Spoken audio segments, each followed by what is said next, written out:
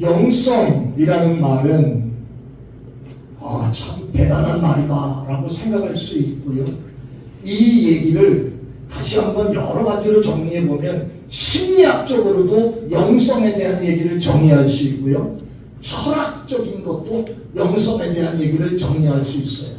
그런데 그런 건 다 뒤로 하고 오늘은 기독교 영성이 뭐냐라고 하는 거 한번 생각해 보겠고요. 기독교 영성이라고 하는 것은 지금 저는 영성이란 말로 썼는데 장로교회가 신학적인 기반을 얘기하고 있는 칼빈 같은 사람은 영성 대신에 경건 이런 말로 그 말을 표현하기도 했습니다. 그렇기 때문에 기독교 영성이라는 게 뭐냐, 그리고 저는 오늘 아침에 영성을 회복하자라고 하는 말씀을 제가 드리려고 하는데 기독교 영성을 제가 조심스럽게 이렇게 한번 정리해 봅니다. 우리 한번 따라해 볼까요? 나의 삶의 현장에서 조금 이따 물어볼 거예요. 잘 외우세요. 나의 삶의 현장에서 삼위일체이신 하나님을 체험하고 하나님과 교제하며 가르치는 말씀을 따라서 살아가는 것이다. 너무 길지요? 제가 조금 있다가 물어볼 거예요. 그러니까 전부 다 펜을 들어서 쓰려고. 근데 너무 길어서 생략합니다. 자, 요약하면 나의 살아가는 삶 속에서 삼위일체 성부, 성자, 성령 하나님을 뭐하며? 체험하며. 다시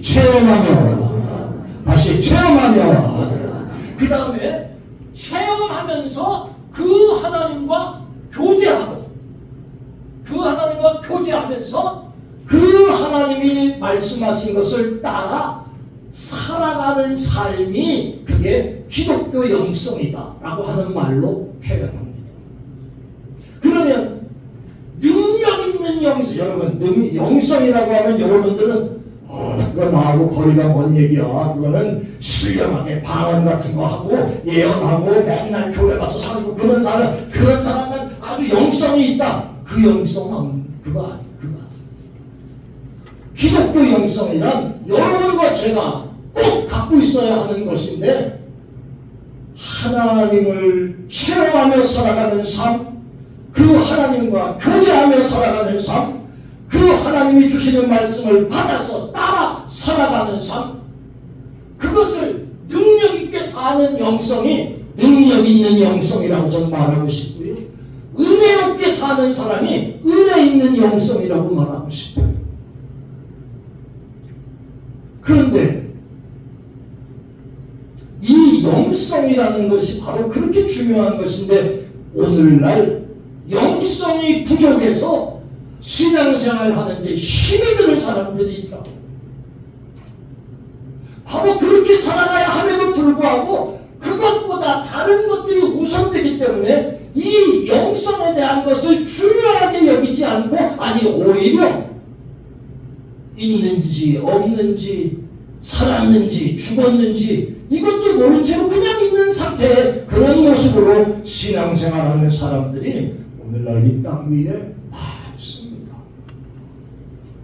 수많은 사람들이 교회를 드나듭니다. 봉사도 합니다. 또 여러 가지 애쓰면서 교회 생활을 해본다고 하지만 이것이 제대로 무장돼 있고 체험돼 있고 함께하지 못하기 까닭에 지치고 쉽게 시험 들고 낙심하고 좌절하는 그런 모습으로 힘들게 신앙생활하는 사람들이 있는 것을 보게 되지요.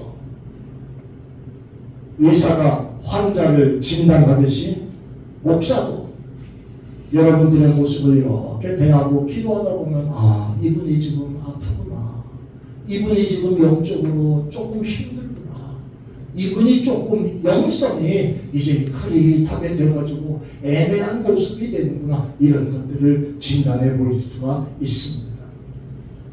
자, 영성 회복이라고 하는 제목으로 오늘 잠깐 동안 말씀을 나눌 텐데요. 오늘 이 말씀이 정말 여러분에게 큰 도전과 의미를 주시기를 바라고요. 우리가 갖고 있는 가장 큰 질병이 뭔 줄 아세요? 영적인 질병. 육신적인 건 뭐 치매부터 시작해서 온갖 병이 다 걸릴 수 있는 거지만 영적인 질병이 뭐냐 하면 아주 중요한 한 가지가 있어요.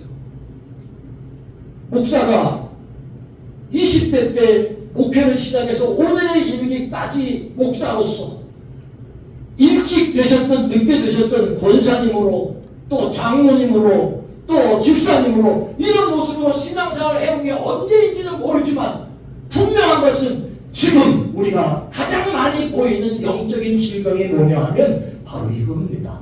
우리 한번 따라해 봅시다. 하나님의 은혜에 대하여 무감각해지는 거, 이게요 가장 중요한 질병 중에 하나예요.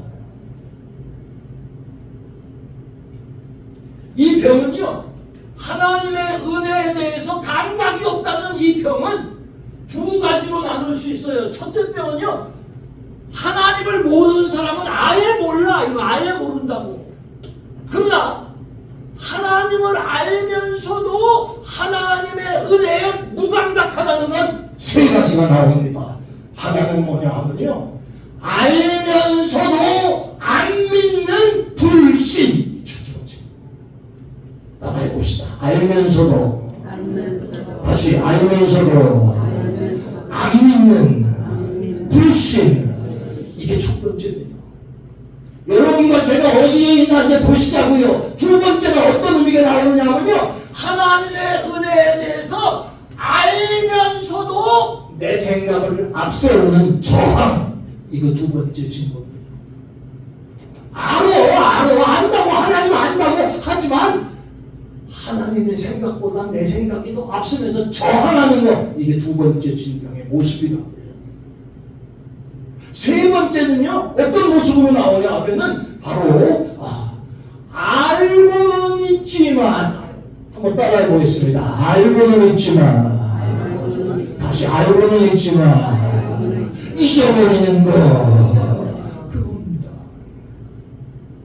자, 만약에 저와 여러분의 영적인 질병, 하나님의 은혜를 모르는 무감각병이 여러분에게도 저에게도 있다고 하면 여러분은 어디에 속합니까?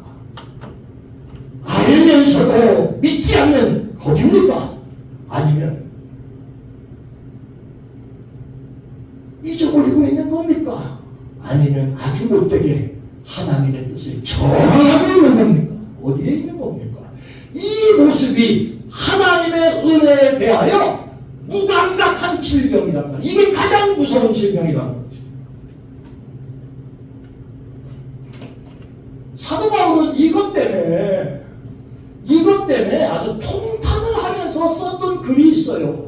기독교 영성이란 나의 삶의 현장에서 삼위일체에서 하나님을 체험, 교제, 말씀을 따라, 여기 물음표는 이 안에 능력 있게 사는 삶, 은혜롭게 사는 삶, 강력하게 사는 삶. 제가 이렇게 좀 써보자고 이 표시를 한 거예요. 자, 그런데 사도 바울은 우리들의 모습이 이렇게 될 것을 로마서를 쓰면서 그때 알았어요. 로마서 1장 21절에 나오는 말씀 한 절 볼게요. 자, 오늘 이 시대를 살고 있는 리저널들을 살고 있는 저와 여러분들에게, 이 지구촌을 살고 있는 저와 여러분들에게 지금 하는 거예요. 시작. 하나님을 알되 하나님을 영화롭게도 아니에요. 감사하지도 아니에요. 오히려 그 생각이 허망하여지 미련한 마음이 없어지죠. 그 다음 보세요. 시작. 스스로 지혜 있다 하나 어리석게 돼요. 이미 사도 바울은 마지막 시대에 하나님의 은혜를 알아야 될 백성들이 이렇지 못한 것을 이미 지금 로마서를 쓰면서 예고하고 있어. 주명이라는 인간이 저 철없이도 요 모양으로 놓을 것을 이미 알고 썼다 그 말이죠. 신앙생활을 오래 했어도 하나님을 알고 그 존재를 믿긴 하지만 하나님과 인격적인 관계도 아니고 에이 뭐 이래서 저래서 자꾸만 멀어지고 불신하고 저항하고 잊어버리고 이렇게 사는 그것이 바로 하나님의 은혜에 대한 무감각증이라는 거예요. 사랑하는 여러분, 입으로는 주여 아멘 믿습니다 백번하고 찬송하고 해도 그 마음속에는 내 주님 주시는 은혜가 메말라버려 있는 껍데기들, 이런 모습의 신앙인들이 많다는 것을 오늘의 시대를 지적하고 계시는 말씀이죠. 자, 한번 이제 여쭤보겠습니다. 여러분들의 몸에다가 주무시는데 요만한 조그만 거 가슴에다 얹고 자면 이거 뭐 무게가 있는 줄 모르죠. 이만한 돌덩어리를 여러분의 배에다가 확 올려놓으면 배가 빡 들어가면 우악 하고 느끼죠? 느껴요? 안 느껴요? 느껴요? 안 느껴요? 당연히 느끼죠? 돌아가신 분은 느낄까 안 느낄까? 돌아가신 분은요 바위 덩어리도 깔고 물개도 몰라. 내장이 터져나가고 머리가 터져도 모른다고. 죽었으니까.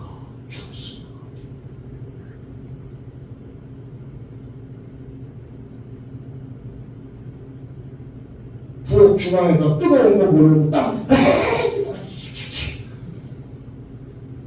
살아계시니까 뜨거운 걸 아니고요. 돌아가시면요 몇백 도 안에는 불구덩이 속에 화장한다고 들어가도 몰라요. 그렇죠? 자기 몸이 타는지 뜨거운지 모른다고. 왜? 죽었어. 하나님의 은혜도 마찬가지입니다. 여러분, 살아있으면 하나님의 은혜에 대해 예민한데 영적으로 죽어있으니까 무감각하니까 그 은혜를 모르는 거예요. 왜 몰라?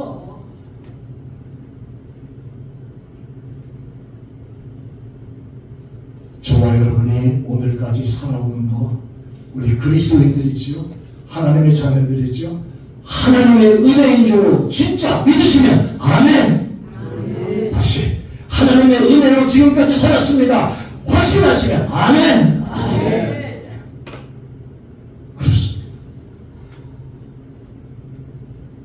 우리가 지금까지 살아온 것도 하나님의 은혜라 그것도 하지만 신앙적으로 내가 불신자였다가 하나님의 은혜를 힘입어서 주 앞에 나와서 예수 믿고 예수 그리스도를 내 구주로 영접한 이후에 하나님의 자녀 되어 구원받고 지금 죽어도 영생할 수 있는 그러한 축복을 받은 줄 믿습니다.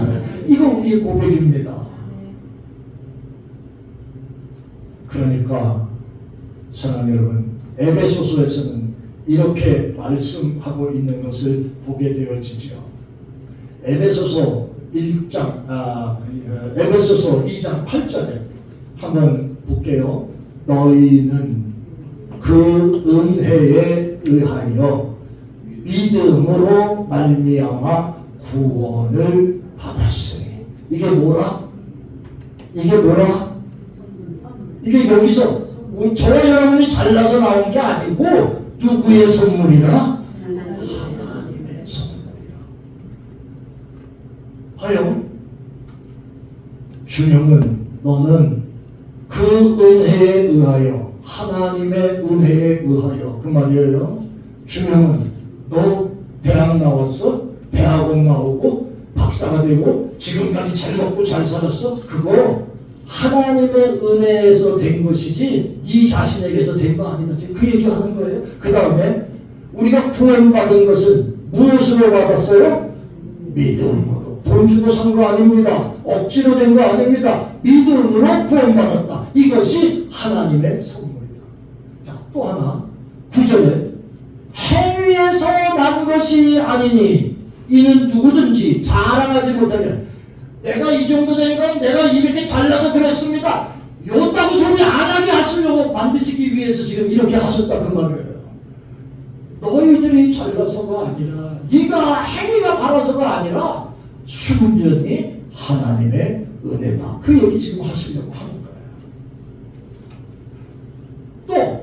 또 여러분 요한복음 3장 16절은 황금의 복음이라고도 할 수 있는 복음이죠. 하나님이 세상을 이처럼 사랑하사 독생자를 주셨으니 시작 이는 그를 믿는 자마다 멸망하지 않고 영생을 얻게 하려 하심이니라. 할렐루야. 아멘. 여러분 이 복이잖아요. 그러니까 우리 한 가지만 생각해 봅시다.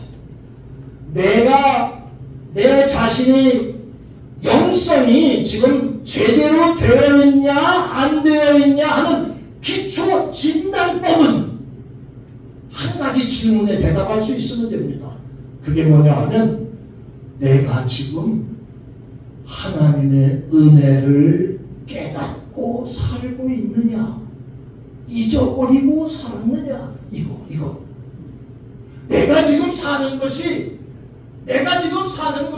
하나님의 은혜 가운데 살고 있습니다라는 걸 깨닫고 사느냐 아니면 모르고 사느냐 여기에 따라서 여러분과 저의 영적 질병의 정도가 나온다는 거예요. 오늘 메시지의 핵심은 한 가지입니다.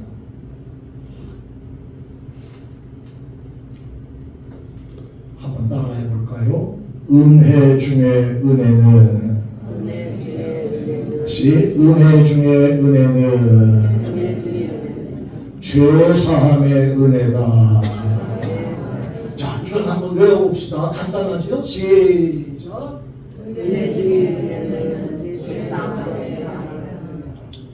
여러분이 지금까지 사는 것도 은혜고요.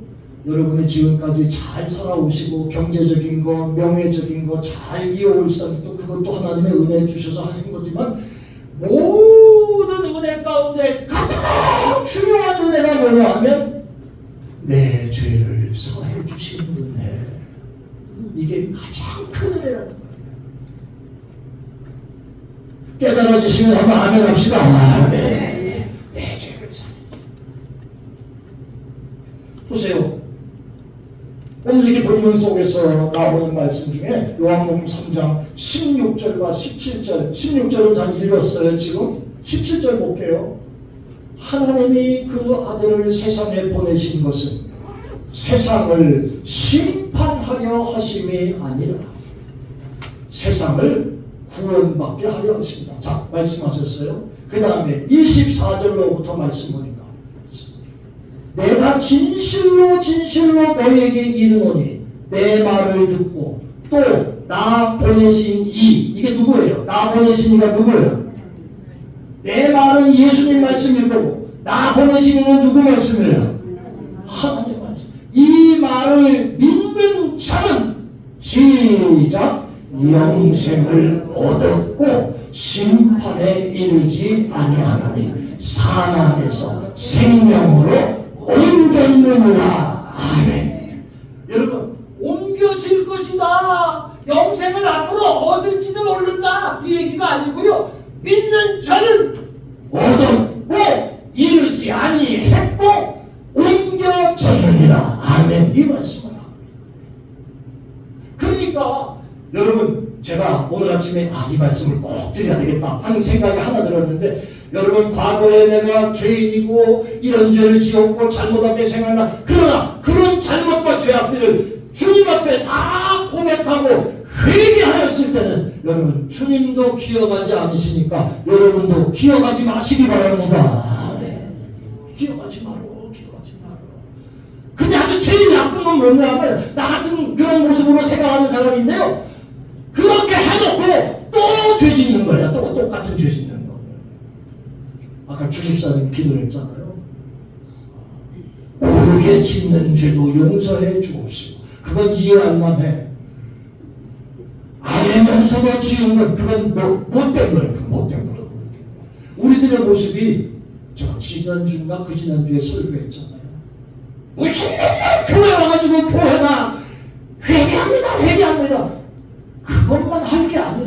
맨날 형식적으로 하는 것을 책망했다고 하는 오카멘 목사의 말씀을 제가 드린 적이 있어요. 과거에 얼마나 우리가 잘못됐는지 말씀을 통해 압니다. 그러나 그것에 매여가지고 쩔쩔매고 힘들어하지 말길 바랍니다. 이미 하나님은 얻었고 이르지 아니하고 옮겨졌느니라 말씀하십니다. 그러니까 회개한 죄악에 대해서 여러분의 마음의 평안함을 얻으시길 바랍니다. 아멘. 자, 그런데요, 오늘 제가 이제 말씀을 여러분에게 드리려고 하는 것은 본문의 이야기, 제가 아까 성막 얘기를 보여드린다고 했어요. 이게 이스라엘에서 광야에 나와가지고 하나님이 모세에게 성막을 만들라 말씀하신 이 성막이 이거 오늘날의 교회의 모형입니다. 이게 입구고요. 이 앞에 번제단, 물두멍, 그 다음에 이 안에 이게 어떻게 생겼냐면 하나 더 보여드릴게요. 요건 지금 들어 올린 거예요. 이 덮개도 벌써 몇 장으로 덮는데 이게 다 의미가 있습니다. 언제 제가 이제 성막에 대한 설교를 주일날 시리즈로 한번 해보겠습니다. 성막은요, 이건 복음이에요. 예수의 십자가가 이 안에 다 들어가 있어요. 구원의 복음이 다 들어가 있는 말씀이에요.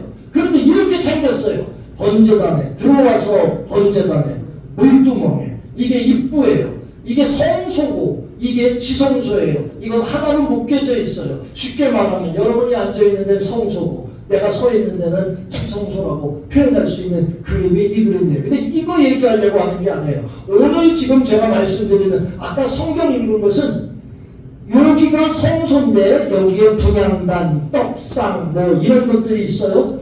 그러나 대제사장이 1년에 한 번 들어가는 이곳 지성소, 여기에 속죄소라는 것이 하나 있다는 말이에요. 오늘 그거 설교를 잠깐 하려고 한 거예요. 자, 어떻게 생긴 게 이 안에 들어가 있나 볼까요? 이렇게 생겼습니다. 아까 성경에 읽은 내용이 이 그림을 얘기하는 겁니다. 이게 전부 다 금으로 쌌습니다. 그리고 이게 지금 천사들이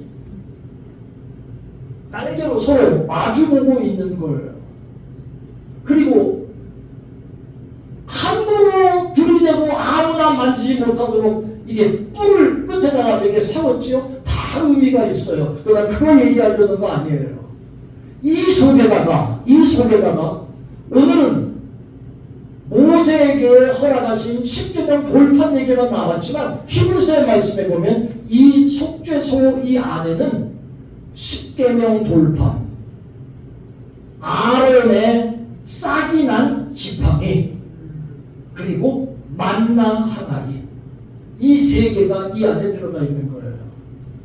조금 아시겠죠? 그림이니까 뭐 어려운 거 없잖아요. 그리고 이것을 덮었습니다. 근데 여기에 아주 귀한 진리가 있어요.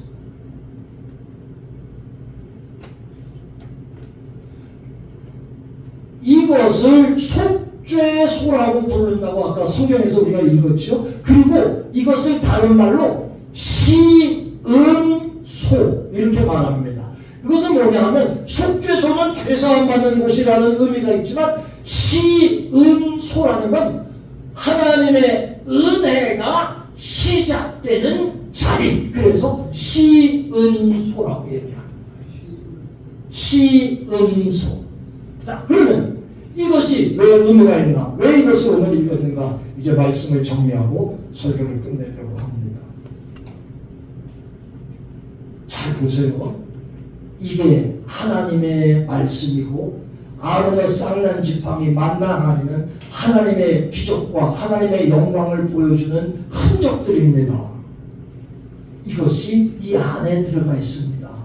그러니까 이 안에는요, 이 안에 있는 건요, 정말 하나님의 신비로움, 하나님의 축복, 하나님의 기적과 하나님의 역사를 이 안에서 다 볼 수 있어요. 그런데 여기 뚜껑이 딱 막혀있네.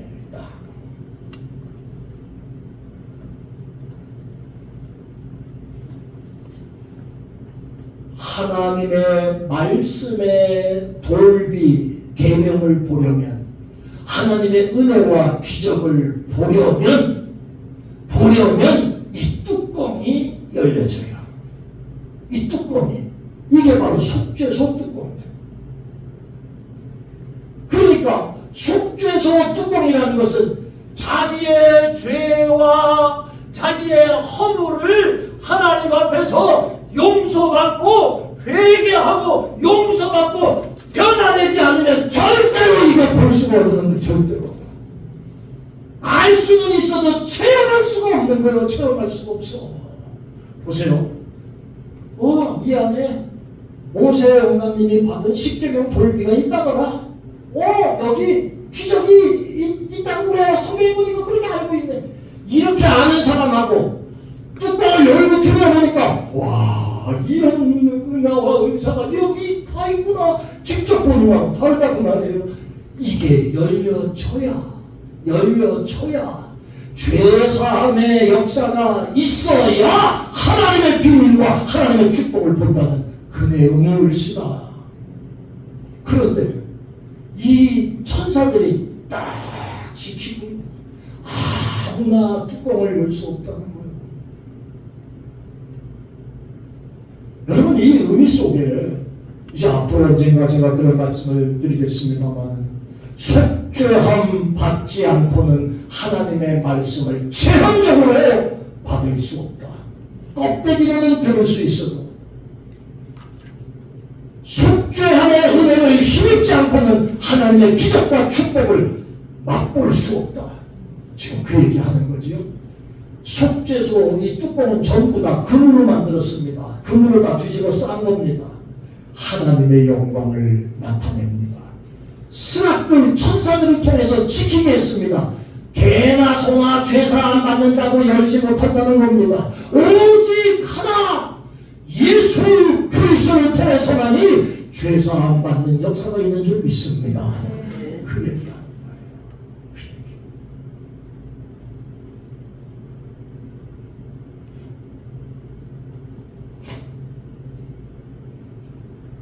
사람의 힘으로는 안 된다는 것이고요.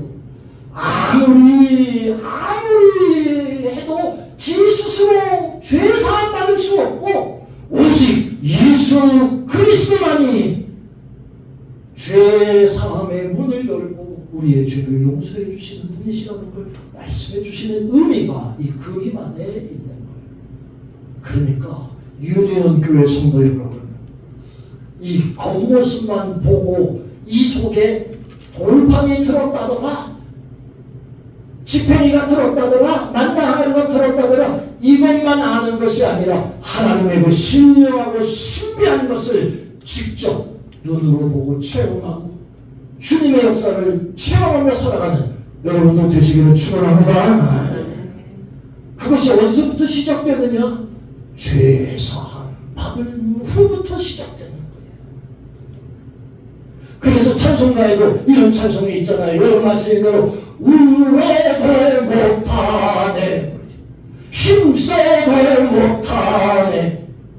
4절에 믿으면 되겠네, 주 예수만 믿어서 그 은혜를 힘입고 오직 주께 따라면 영원 삶을 얻네.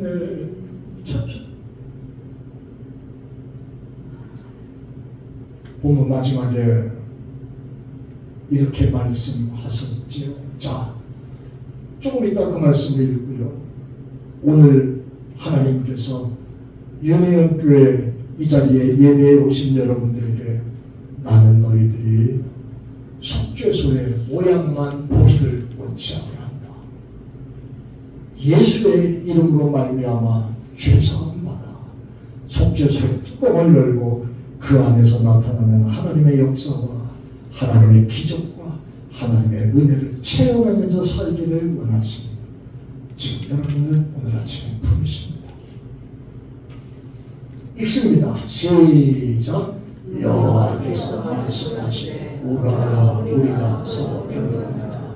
너의 죄가 주홍 같을지라도 눈과 같이 희어질 것이요 진홍같이 붉을지라도 양털같이 희게 되리라. 아멘.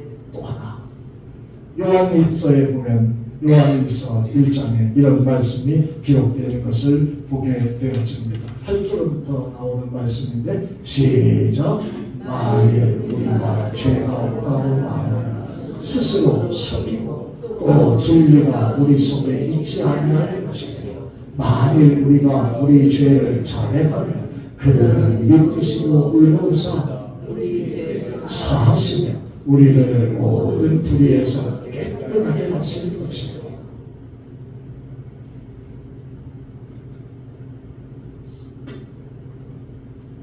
저는 여러분들에게 이 말씀을 드리고 진행하고자 하는 것이 하나 있습니다. 본문 속에 맨 마지막 22절에 이렇게 썼습니다. 거기서 내가 너희와 만나리라 말씀하셨어요. 거기서 어디서? 속죄소의 자리에서 거기서 말씀하실 것이고 거기서 내가 너를 만나리라 말씀하셨어요. 그러니까 죄 사함의 역사가 없으면 그 신령은 수십 년 신앙생활 했어도 껍데기만 있는 거예요. 아무짝에도 소용없는 거예요.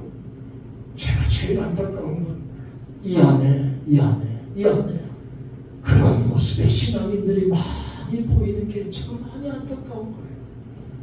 죄 사함의 역사도 모르고 하나님의 신령한 은혜와 신비도 모른 채로 나는 장로교인인데 나는 감리교인인데 나는 성결교인 그런 교파 같은 것만 알고 있는 사람 그냥 주일날 교회만 왔다 갔다 하면 되는 줄 아는 사람 천만의 말씀을 천만의 말씀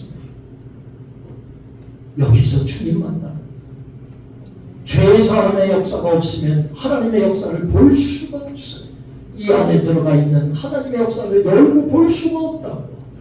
유니온 교회는 주님과 교제하되 여기서 만나주시겠다고 약속하신 우리 주님과 함께 죄사함의 확신과 체험을 가지고 주님과 동행하며 승리하며 살아가는 우리 리조얼드 안에 유니온 교회 되기를 주의 이름으로 축원합니다.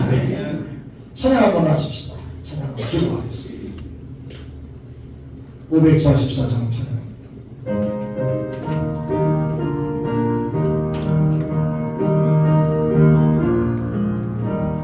외로워 못하네 눈물 많이 흘려도 걸을 걷게 못하고 죄를 씻지 못하니 울어도 못하 십자가에 달려서 예수로 나타냈네 나를 구원하시니 예수밖에 없어 힘써도 못하 내 말과 뜻과 행실이 깨끗하고 착해도 다스리게 못하니 힘써도 못하니 십자가에 달려서 예수도 나타냈네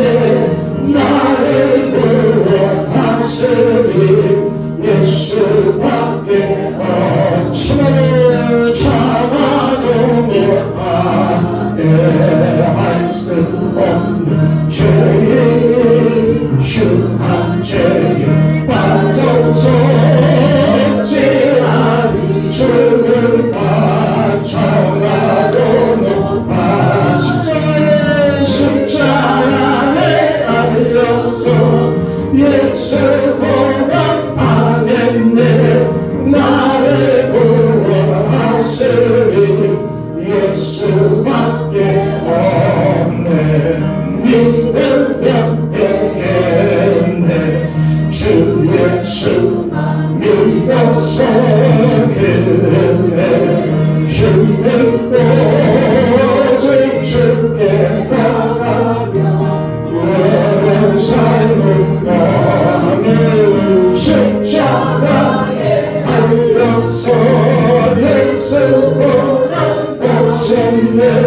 나를 구원하시리 예수 믿으면 나겠네. 한 번만 더 하겠습니다.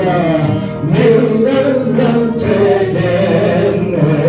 주 예수만 믿어서 그의 힘을 오직 주께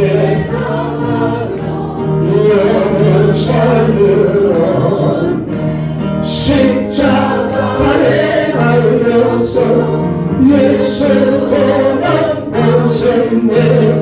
나를 구원하시리 예수밖에 없네.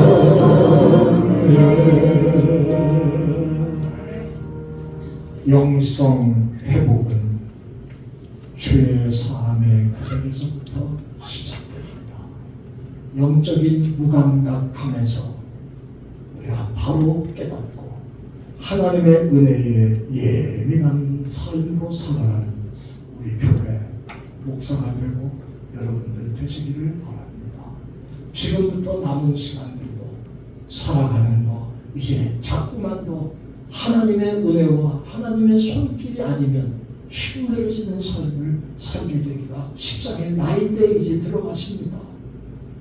교회 나오고 싶어도 연세가 많이 들면 나올 수 없는 환경에 처하게 되기도 하고요. 병들면 고생하시게 되고요. 하나님의 은혜가 정말 절실히 필요한 일인데 이 영성 주님과 교제하며 주님을 체험하고 주님 손잡고 주의 말씀대로 살아가려고 힘쓰는 노년의 삶이 여러분들에게 필요한 것이 없습니다. 오늘 이 말씀을 기억하고 또 한 주간 승리하게 되시기를 예수 이름으로 축원합니다. 은혜로우신 아버지 감사합니다. 나에게 주어진 삶의 모습, 나의 삶의 현장에서 삼위일체이신 하나님을 체험하고 그 하나님과 교제하며 가르치는 말씀을 따라 살아 승리하는 삶을 살아야 되겠는데 하나님 때때로 하나님의 은혜를 알면서도 못 믿고 알면서도 내 생각을 앞세우는 저항이 있고 알면서도 잊어버리고 사는 엉터리 같은 모습들이 있었던 것 하나님 우리 모습을 불쌍히 여겨 주옵시고 나의 남은 삶 하루하루가 내가 하나님의 은혜를 깨닫고 삽니다. 주님 고맙습니다. 고백하고 간증하며 살아가는 우리 교회가 되고 하나님 살아가는 종들 되도록 축복해 주옵소서. 감사합니다. 예수님 이름으로 기도합니다.